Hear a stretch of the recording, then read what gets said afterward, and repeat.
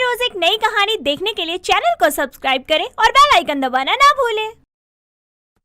गुरजोत तपती धूप में एक टेंट लगाकर राह चलते लोगों को ठंडा ठंडा रूह अफ़ज़ा पिलाया करती थी।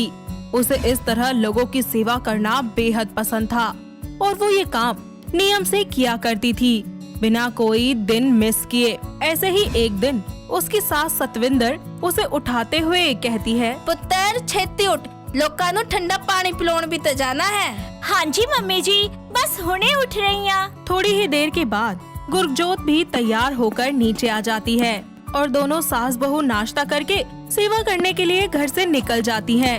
सबसे पहले दोनों मिलकर बड़े बड़े टब में रूह अफ़ज़ा बनाती हैं और फिर सभी लोगों में बांटना शुरू कर देती हैं। इसी बीच एक अजय नाम का लड़का आता है रूह अफ़ज़ा पीने के लिए। उनके स्टॉल के पास आकर वो एक गिलास रूह अफ़ज़ा उठा लेता है। वो एक घूंट रूह अफ़ज़ा पीता और एक बार गुरजोत को देखा करता। वक्त बीतता जाता है और अजय रोजाना गुरजोत के स्टॉल पर आता और रूह अफ़ज़ा पीता, साथ ही उसे निहारता रहता था। ऐसे ही एक दिन जब वो आता है तो गुरजोत उसको रूह अफ़ज़ा दे रही होती है। तब वो उससे बोलती है, जी जनाब, तुहानू कोई दिक्कत है? मैं देख रही हूँ रूह अफ़ज़ा कट पी रहे हो ते मेरे वाल नू ज्यादा देख रहे हो। अरे नहीं, ऐसा कुछ भी नहीं है। सच? ऐदा तो कुछ नहीं है। मतलब मुझे कुछ बात करनी है तुमसे। ठीक है, फिर शाम नू मिलना। शुक्रिया जी। ऐसे ही शाम को दोनों एक दूसरे से मिलने के लिए रिजॉर्ट में जाते हैं, जहाँ अजय उससे कहता है, हे, आने में कोई दिक्कत तो नहीं हुई ना? नहीं, तुसी दसो तुहानू की गल करनी है? वो कहाँ से हो तुम? जी मैं ता पंजाब तो हाँ, ता तुसी? मैं तो दिल्ली का हूँ। चंगा जी। वैसे बहुत ही पुण्य का काम करती हो तुम और तुम्हारी माँ। हाँ जी, मैं ते मेरी सासू माँ जी मिलकर सेवा कर देने। क्या तुम शादीशुदा हो? हाँ जी, 1 साल पहला मेरे पति एक एक्सीडेंट में चल वसे ते उस तो बाद च मेरी सासू माँ ने ही मेरी माँ बन के मेरी देखभाल कीती है, ता मिन्नू सहारा भी दिता है। ओ, आगे के बारे में क्या सोचा है फिर? जी बस लोकां दी सेवा करन जी अपनी जिंदगी गुजार देनी है मैं ता। वैसे मैं इधर उधर की बातें नहीं करूँगा। क्या आप मुझसे शादी करना चाहोगी? साथ मिलकर रूह अफ़ज़ा पिलाएंगे सबको। शादी? जी नहीं, एक किवें दियां गल्लां कर रहे हो तुसी? नहीं, मिन्नू मेरी सासू माँ दा ख्याल रखना है। तभी वहाँ सतविंदर आ जाती है और बोलती है, हुण तू मेरी चिंता ना कर, इन्ना चंगा मुंडा मिल रहा, हुण तू हाँ कर दे छेती छेती। तुसी इत्थे किवें? ओ, अजय ने मैनू इत्थे बुलाया सी।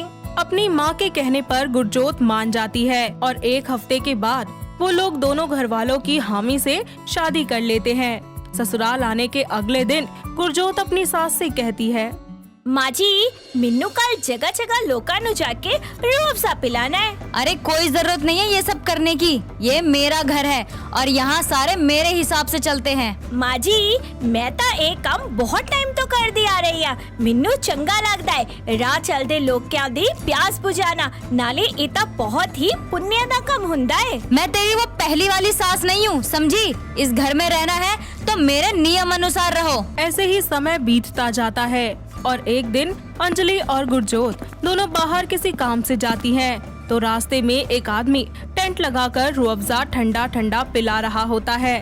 तभी वो आदमी एक गिलास रूह अफ़ज़ा लेकर अंजलि के पास आता है और फिर बोलता है, मैडम जी तुसी भी ले लो रूह अफ़ज़ा। जी आप अपना रूह अफ़ज़ा किसी और को ही दे दीजिए, हमें इसकी जरूरत नहीं है। माता जी ऐदा सेवा है, ऐदा मना नहीं कर दे। माफ करिए भाई साहब। माँ जी मना ना करो, वैसे भी मिन्नू बहुत प्यास लग रही है। अरे तो मेरे पास पैसे की कमी है क्या? 1 बोतल पानी खरीद के पी लूंगी, लेकिन ये सब कभी नहीं पीऊंगी। अंजलि गुरजोत का हाथ पकड़कर उसे घर ले आती है और घर आने के बाद गुरजोत अपनी सास से कहती है, माँ जी, तुसी किवें दियां गल्लां कर रहे हो? जे तुसी सेवा नहीं करनी ता ना करो, पर मिन्नू ता कर लैन दियो। देख, जितनी भी सेवा करनी है मेरी कर, मना नहीं करूंगी तुझे। माँ जी, मैं तुहाडी भी ता सेवा करनी आ, मिन्नू थोड़ी जनता दी भी सेवा कर लैन दियो। ऐसे ही कुछ समय के बाद गुरजोत ये सारी की सारी बातें अजय को बता देती है, तो अजय उससे कहता है, यार देखो, माँ जो कह रही है वो सब भी सही है और माँ के खिलाफ मैं नहीं बोल सकता। बस करो जी तुसी, मिन्नू मेरे सारे सवालों दे जवाब मिल गए ने। हुण किद्दां करना है, की करना है, किद्दन करना है, मैं आपे देख लूं। यार तुम गलत ले जा रही हो बात को। अच्छा जी, हुण मैं गलत के कह दिता? विआह तो पहला ता तुसी कहंदे सी कि ਤੁਸੀਂ ਮੇਰਾ ਹਮੇਸ਼ਾ ਸਾਥ ਦੋਗੇ ਤਾਂ ਹੁਣ ਕੀ ਹੋ ਗਿਆ? ਹੁਣ ਸੇਵਾ ਕਰਨ ਦਾ ਜਦੋਂ ਮੌਕਾ ਆਇਆ ਤੇ ਤੁਸੀਂ ਆਪਣੀ ਮਾਂ ਜੀ ਦੇ ਖਿਲਾਫ ਨਹੀਂ ਜਾ ਸਕਦੇ। हाँ जो तुम्हारा दिल करे वो करो, मगर मैं साथ नहीं दूंगा इसमें। ਜੀ ਕੋਈ ਗੱਲ ਨਹੀਂ, ਤੁਸੀਂ ਹਿੱਸਾ ਬਣੋ ਨਾ ਬਣੋ, ਤੁਹਾਡੀ ਮੰਮੀ ਜੀ ਬਣੇ ਨਾ ਬਣੇ, ਮੈਨੂੰ ਇਸ ਗੱਲ ਤੋਂ ਕੋਈ ਲੈਣਾ देना नहीं है। मैं अपना काम आप कर लूंगी। ऐसे ही अगले दिन गुरजोत घर का सारा काम निपटाकर अपनी सास सतविंदर के पास चली जाती है और वहाँ जाकर वो एक बार फिर से अपनी सास के साथ मिलकर लोगों में ठंडा रूह अफ़ज़ा बांटने लगती है। ऐसे ही सेवा करते करते पूरा दिन खत्म हो जाता है और गुरजोत अपनी सास के पास ही रुक जाती है। इसी तरह अगले दिन अजय गुरजोत को फोन करके उससे कहता है, हेलो बाबू, तुम कब आओगी? मैं नहीं आना तो क्यों नहीं आना, ये भी ਤੁਹਾਨੂੰ पता है। यार मैं माँ के खिलाफ नहीं जा सकता, वो जैसा बोल रही है तुम्हें वैसा ही करना होगा। ਇਹਦੇ ਵਿੱਚ ਕਿਸੇ ਦੇ ਵੀ ਖਿਲਾਫ ਜਾਣ ਵਾਲੀ ਤਾਂ ਕੋਈ ਗੱਲ ਹੀ ਨਹੀਂ ਹੈਗੀ। ਪਹਿਲੀ ਗੱਲ ਤਾਂ ਇਹ ਕਿ ਅਸੀਂ ਕੋਈ ਗਲਤ ਕੰਮ ਨਹੀਂ ਕਰ ਰਹੇ, ਜਿਹੜੇ ਅਸੀਂ ਇੱਕ ਇੱਕ ਨੂੰ ਫੜ ਕੇ ਸਮਝਾਉਂਦੇ ਫਿਰੀਏ। तुम सही बोल रही हो। ठीक है, तुम वापस आ जाओ यहाँ, हम दोनों मिलकर सेवा करेंगे। ਨਹੀਂ ਤੁਸੀਂ ਤਾਂ ਰਹਿਣ ਹੀ ਦਿਓ, मैं आपे शुरू कर लूँ सारे काम। ऐसे ही अगले दिन अजय टेंट लगाकर धूप में आते जाते राह चलते प्यासे लोगों को रूह अफ़ज़ा बनाकर ठंडा ठंडा शरबत पिलाया करता। इसी तरह 2 दिन बीत जाते हैं और उसकी माँ उससे कहती है, वाह बेटा वाह, बीवी की बातों का इतना असर हो गया तुझे कि तुम मुझसे बिना पूछे ये सब करने लग गया।